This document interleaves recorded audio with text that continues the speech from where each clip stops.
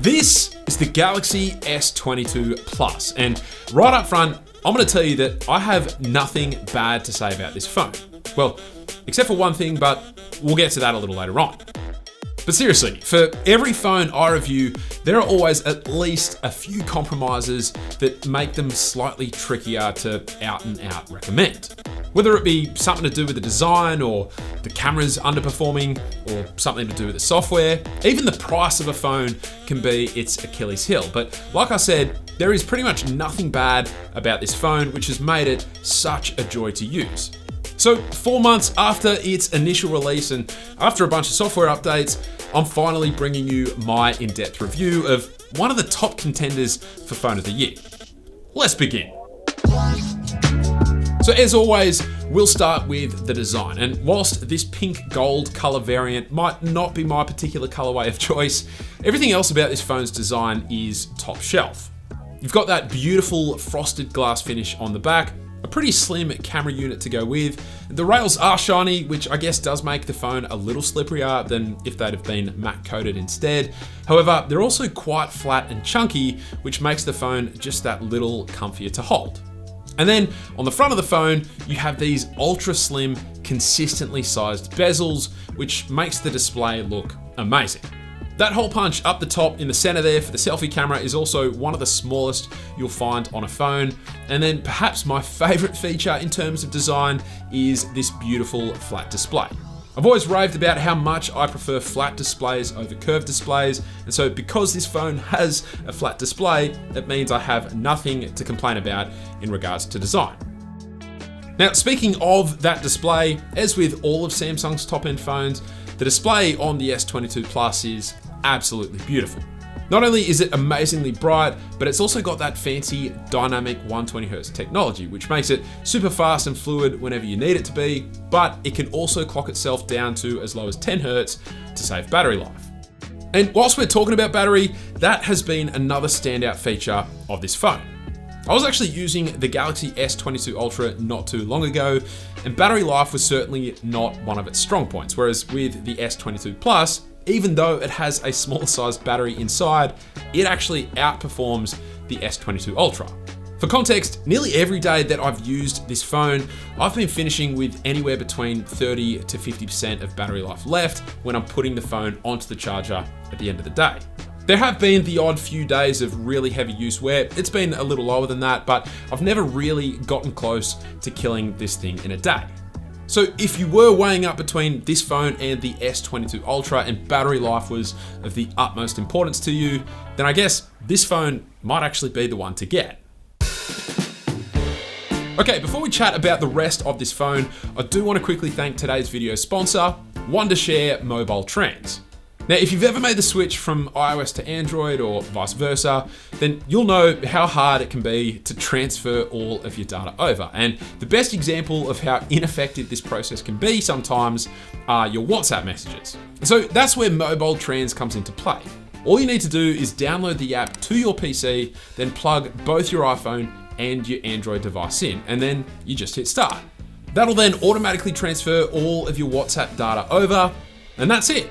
You can actually also use the app to transfer other data aside from WhatsApp messages as well, depending on the version of the app you get. But then aside from being available for both Windows and Mac devices, it's also available as a standalone app for both iOS and Android as well. And you can actually use just the apps on your phones without having to use a PC at all if you like. So check out MobileTrans today and get transferring. Alright, so with Samsung already smashing the design, display quality, and battery life out of the park with this phone, I'm happy to say that the trend continues with the fingerprint sensor. Not only is this fingerprint sensor in the absolute best of positions, making it easy to reach and scan, but much like the S22 Ultra, it is just shocking how quickly it registers a successful scan. Even with the slightest touch of the sensor, the phone will be successfully unlocked and ready to go. So another really impressive in-display sensor from Samsung. Now, last year with the Galaxy S21, the biggest downside, in my opinion, were the haptics, and it made an otherwise fantastic phone feel a little cheap. But I am so happy to say that that is not the case with the S22 Plus. Not only are the haptics in this phone super high quality, but they're actually some of the best haptics you can find in a device, period. 2022 seems to be the year where Samsung has finally nailed haptics with their entire flagship lineup, because they seem to have gotten that combination of clickiness and subtlety absolutely dialed in. It just makes typing and navigating around the OS a true joy, and for me, this is the best upgrade Samsung has made with this phone compared to last year's version. Okay, so from there we have the cameras, and whilst we might not have the exact same camera configuration as the one found on the S22 Ultra, aside from the lack of a 10x periscope lens, the cameras honestly perform very much the same. And that means that in pretty much all lighting conditions, it's just really easy to capture a decent image and video. Colors have that rich but not overly saturated look to them. The contrast and sharpness is very pleasing, and dynamic range and noise performance is super impressive as well.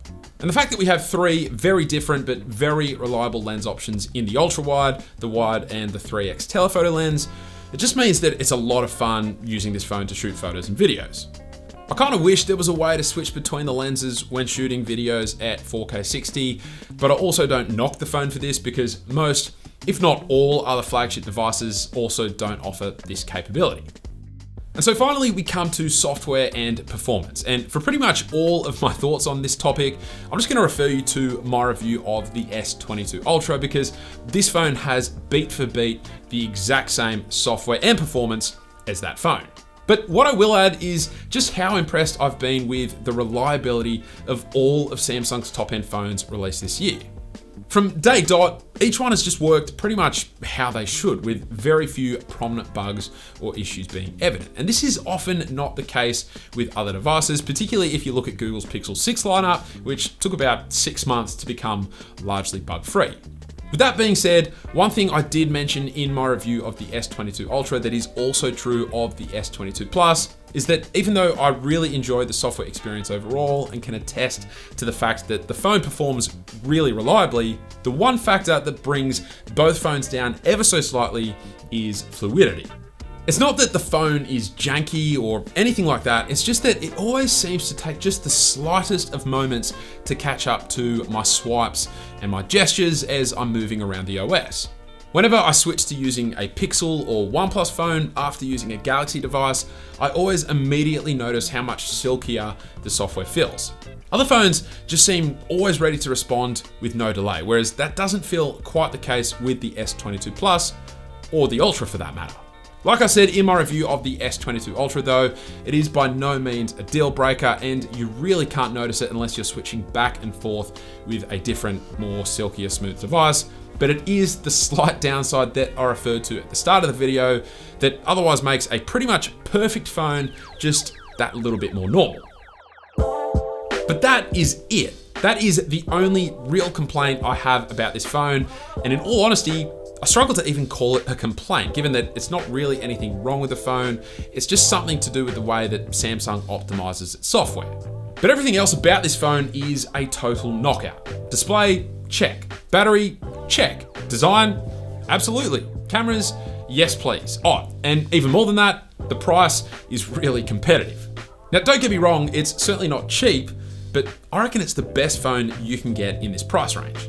If you've at all been on the fence about getting this phone, well, I have no problems recommending it. Like I said, it is a true contender for phone of the year, and I'll be very impressed if anything released this year can top its price to value performance.